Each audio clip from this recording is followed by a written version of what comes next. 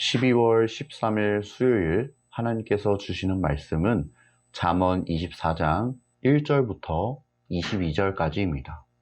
봉독하겠습니다. 너는 악인의 형통함을 부러워하지 말며 그와 함께 있으려고 하지도 말지어다. 그들의 마음은 강포를 품고 그들의 입술은 재앙을 말함이니라. 집은 지혜로 말미암아 건축되고 명철로 말미암아 견고하게 되며 또 방들은 지식으로 말미암아 각종 귀하고 아름다운 보배로 채우게 되느니라. 지혜 있는 자는 강하고 지식 있는 자는 힘을 더하나니 너는 전략으로 싸우라. 승리는 지략이 많음에 있느니라. 지혜는 너무 높아서 미련한 자가 미치지 못할 것이므로 그는 성문에서 입을 열지 못하느니라. 악행하기를 꾀하는 자를 일컬어 사악한 자라 하느니라. 미련한 자의 생각은 죄요 거만한 자는 사람에게 미움을 받느니라. 내가 만일 환난 날에 낙담하면 내 힘이 미약함을 보임이니라.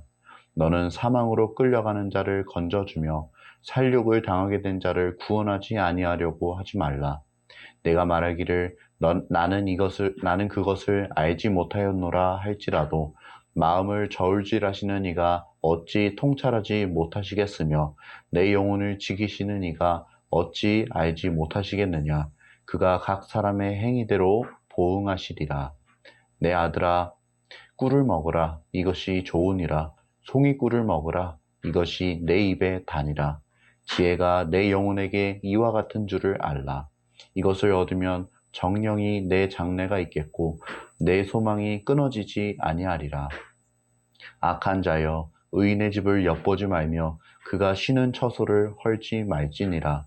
대저 의인은 7번 넘어질지라도 다시 일어나려니와 악인은 재앙으로 말미암아 엎드러지느니라. 네 원수가 넘어질 때에 즐거워하지 말며 그가 엎드러질 때에 마음에 기뻐하지 말라.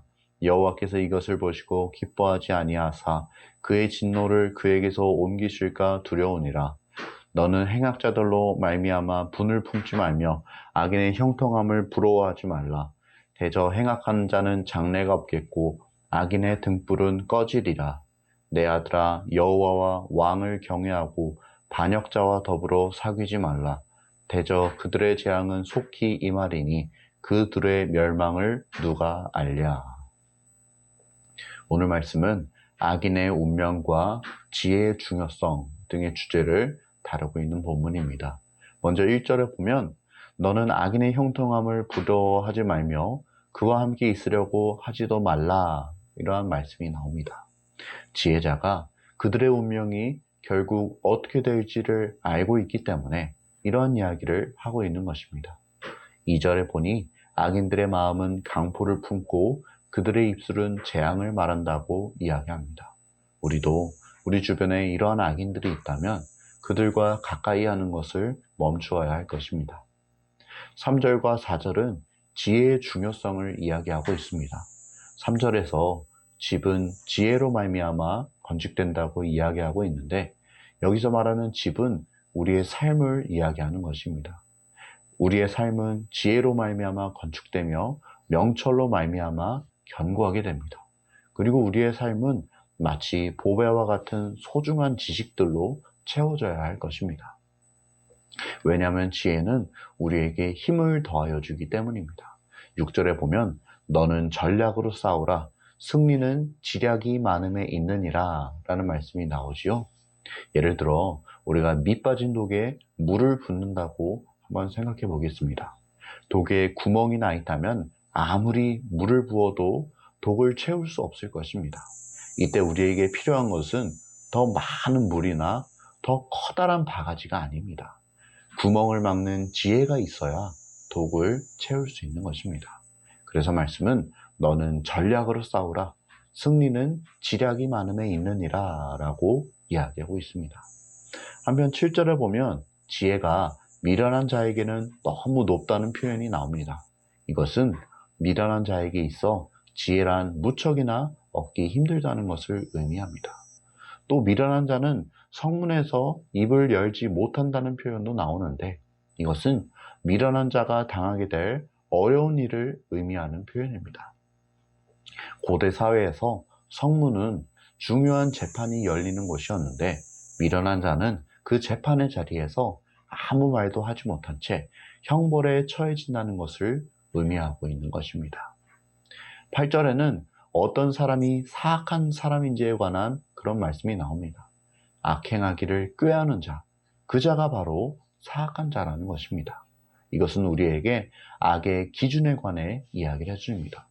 꼭 어떤 행동을 통해 악을 저지르는 사람만 악인이 아니라 생각으로 악을 꾀하는 사람 또한 악인이라는 것입니다. 그래서 9절 말씀은 미련한 자의 생각은 죄라고 이야기합니다. 속으로 거만한 태도를 가지고 있는 사람은 사람들에게 미움을 받게 될 것입니다. 10절 말씀은 어떤 사람이 강한 사람인지를 우리에게 이야기하고 있습니다. 진정으로 강한 사람은 힘 있는 사람이 아닙니다. 재력 있는 사람이 아닙니다. 인맥이 있는 사람이 아닙니다. 나에게 환란이 닥쳐올 때 다시 일어나는 사람이 강한 사람입니다. 다시 일어나는 게 힘입니다. 우리 모두가 이 말씀에 기록된 것처럼 강한 사람이 되기를 원합니다. 11절과 12절은 우리가 어려움을 당한 사람을 어떻게 대해야 하는지를 이야기하고 있습니다. 말씀은 이야기합니다. 너는 사망으로 끌려가는 자를 건져주며 사륙을 당하게 된 자를 구원하라고 말입니다. 우리는 이런 어려운 상황을 직면할 때 그들을 모른 채 할 수 있습니다. 그냥 지나가 버릴 수 있습니다.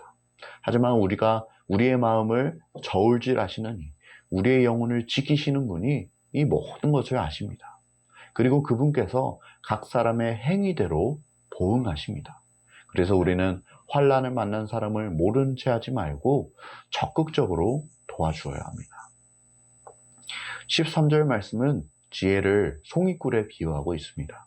우리가 송이꿀을 먹을 때 그것이 입에 달고 또 우리 몸에 이로운 것처럼 지혜도 우리 영혼에 그러하다는 것입니다. 지혜를 얻은 사람에게는 희망이 있으며 소망이 끊어지지 아니할 것입니다. 15절 말씀은 악한 자에게 경고의 말씀을 전하고 있습니다. 의인을 해하기 위해 그 기회를 엿보지 말라는 것입니다. 왜냐하면 16절에 기록된 것처럼 의인은 7번 넘어질지라도 다시 일어나려니와 악인은 재앙으로 말미암아 엎드러질 것이기 때문입니다. 의인의 삶은 하나님께서 붙들어 주시기 때문에 다시 일어날 수가 있습니다. 그러나 악인의 삶은 재앙으로 말미암아 한순간에 사라져버릴 것입니다. 하지만 그렇다고 해서 나의 원수가 넘어질 때 그것을 기뻐해서는 안 됩니다. 즐거우면 안 됩니다. 왜냐하면 하나님께서는 그것을 기뻐하지 아니하시기 때문입니다. 우리의 마음이 교만해져서 남이 넘어지는 것을 기뻐하는 일을 우리 하나님께서 싫어하시기 때문입니다. 그러니 우리는 늘 전능자 하나님 앞에 교만하지 않고 겸손해야 합니다. 19절과 20절은 악인들의 운명을 이야기하고 있습니다. 우리는 행악자들로 인해 분을 품지 않아야 합니다. 그들의 형통을 부러워하지 않아야 합니다. 왜냐하면 우리 하나님께서 그들을 심판하실 것이기 때문입니다. 그래서 행악자의 미래에는 소망이 없습니다. 또 악인의 등불은 반드시 꺼지게 됩니다. 우리가 이것을 기억해야 할 것입니다. 마지막으로 21절은 여호와와 왕을 경외하라고 이야기하고 있습니다. 동시에 반역자들은 멀리하라고 이야기하고 있습니다. 하나님을 대적하는 자, 왕을 대적하는 자와는 사귐을 갖지 말라는 것입니다. 그 이유가 22절에 나와 있습니다. 여호와의 재앙, 그리고 왕의 재앙이 반역자들에게 속히 임할 것이기 때문입니다. 그래서 우리는 늘 하나님을 경외해야 하며 사람을 사귈 때에도 그가 어떤 사람인지를 살펴보아야 합니다. 여기까지가 오늘 우리가 읽은 본문의 내용입니다. 오늘 주시는 메시지입니다. 첫째, 모든 인간의 운명은 하나님 손에 달려있다. 오늘 말씀에는 유난히 사람의 운명에 관한 이야기가 많이 나옵니다. 특별히 악인들의 운명이 어떻게 될지를 오늘 말씀이 우리에게 이야기해주고 있습니다. 세상에는 악인들이 득세하고 그들이 잘 나가는 것 같지만 우리는 그들을 부러워하지 않아야 합니다. 왜냐하면 그들의 길은 멸망의 길, 패망의 길이기 때문입니다. 그리고 이것을 주관하시는 분이 바로 여호와 하나님이십니다. 그분은 온 우주의 창조주이시며 지금도 그 모든 것을 다스리고 계십니다. 그리고 하나님은 각 사람의 행위대로 보응하시는 하나님이십니다. 그렇게 악인들의 장래에는 희망이 없습니다. 소망이 없습니다. 하나님의 재앙이 그들에게 임할 것이기 때문입니다. 우리는 모든 인간의 운명이 하나님 손에 달려있음을 인정하고 이것을 진정으로 믿어야 할 것입니다. 그러할 때 우리는 겸손해집니다. 나의 운명뿐 아니라 세상 모든 이의 운명을 주관하시는 분이 우리 하나님이심을 믿을 때 우리는 겸손해집니다. 바벨론의 느부갓네살 왕을 한번 생각해 보십시오. 그는 거대한 제국을 다스리는 황제의 자리에 올라 있었지만 하나님이 그에게서 은총을 거두시자 그는 하루아침에 소처럼 풀을 뜯는 비천한 자가 되고 말았습니다. 그리고 마침내 그가 우리 하나님께서 사람의 나라를 다스리시며 자기의 뜻대로 그것을 누구에게든지 주시는 줄을 그가 깨달았을 때 하나님은 그를 다시금 높여주셨습니다.